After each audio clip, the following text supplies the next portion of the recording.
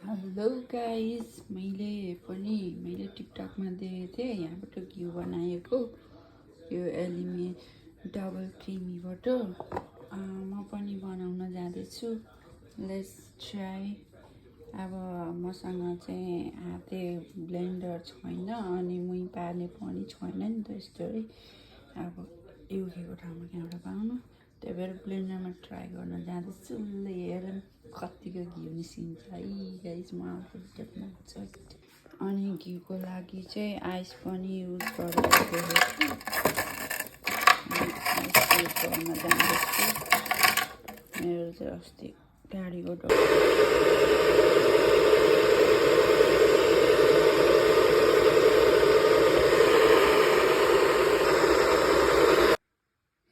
घिउ चाहिँ यस्तै तरेर बस्छ। घिउ बनिसकेपछि गाइस फाइनली मैले घिउ बनाएँ। अब फाइनल बनाउँदैछु, वेट। माई गड, घिउ त डरै बन्यो त हो। फर्स्ट टाइम मैले बनाएको, मेरो एक्सपिरियन्स। अब गाउँघरमा आमा बुवाहरूले पहिला हातले बनाउनुहुन्थ्यो, त्यो त हामीले कहाँबाट आउनु। किसान खेती गर्नु सजिलो छैन नि गाइस। अनि अहिले मैले फाइनल बनाएँ। घिउको डल्ला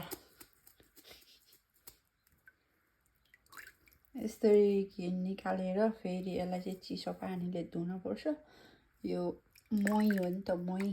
यो महीलाई चाहिँ आउट गर्नुपर्छ गाइस। त्यसपछि देन कुकिङ। अनि शुद्ध ओरिजिनल गोल्ड भन्दा नि महँगो घिउ बन्नेछ रेडी, एकदम अर्ग्यानिक। ओके गाइस, अहिले चाहिँ मैले फाइनली बनाइसकेको छु घिउ। यो चाहिँ मैले धेरै पकाएछु कि हो पनि कोही पोखेर खेर नि गयो अनि यस्तो भयो है। यतिको चाहिँ पकाउनै पर्छ, तर अलिकति धेरै पाके जस्तो लाग्यो। 2 मिनट 10 मिनट जति।